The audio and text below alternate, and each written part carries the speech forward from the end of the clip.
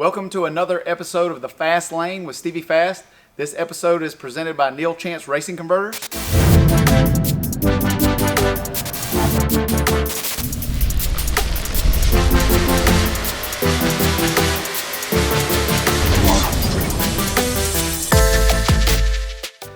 Martin Smallwood asks, can you tell us how many gears you lock the converter for, and are you slowly applying the lockup or is it locked up instantaneously?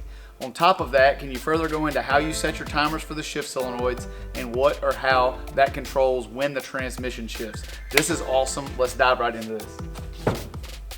All right, let's first dive into the lockup torque converter. Now, we can't run a lockup torque converter in NHRA, but majority of our outlaw races and radial tire races, we do run a lockup.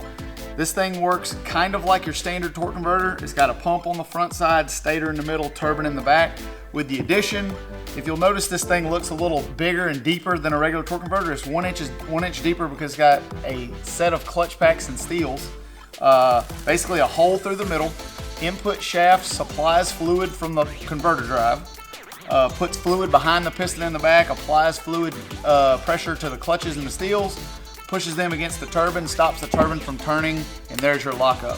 When you talk about whether we apply the lockup instantaneously, track conditions and what sanctioning body and track prep, overdrive, blower type all determine that. There are times where we want the converter to lock right up right now.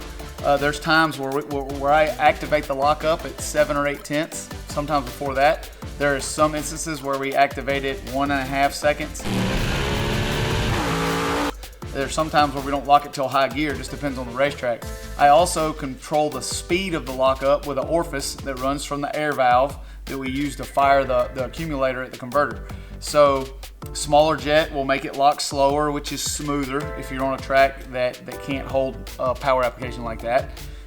There are times where we'll dump the converter charge off of that thing and just blow pressure to it, and I'll get it locked up right there at 310.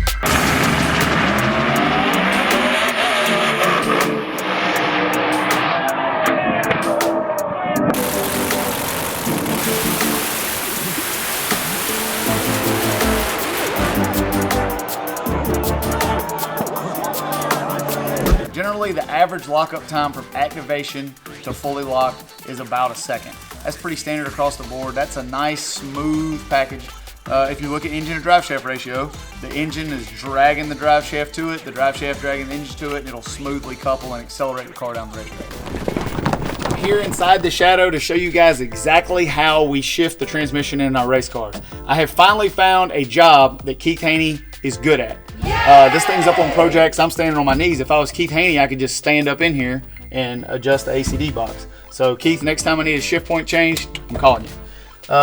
We run a Neil Chance torque converter that runs converter drive is a tie drive, Wild Motorsports tie drive, that feeds power to a 4-speed Lenco transmission.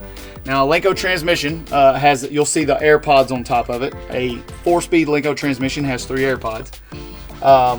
We run an ACD control box that shifts the car on RPM. Every car that I have, I also have redundant on time. So every gear can be shifted on RPM or time. There are times at certain racetracks, say there's a bump about when it's going to make the 2-3 shift. There are times when you just simply cannot have it change gears there.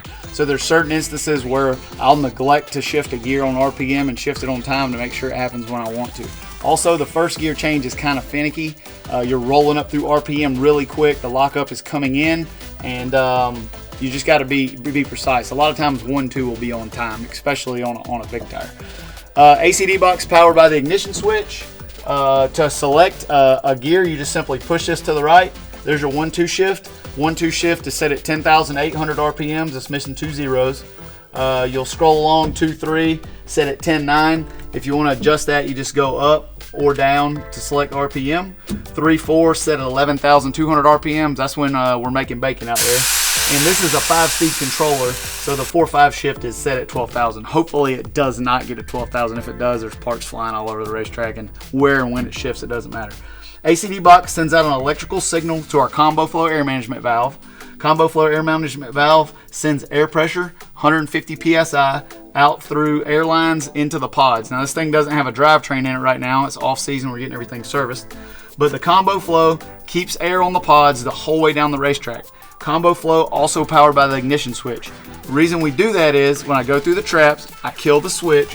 It kills the power to the ACD, power to the combo flow. Combo flow blows the air off the transmission. I'm able to put it in neutral.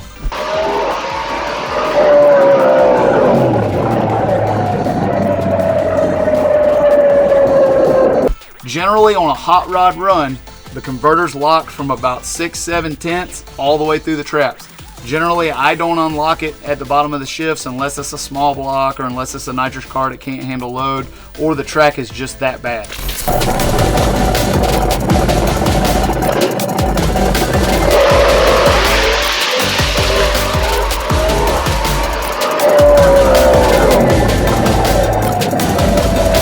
Some of that's pretty complex and I don't know you guys that well, so we're not getting into any of that yet. Thank you for watching. It's another episode of The Fast Lane with Stevie Fast.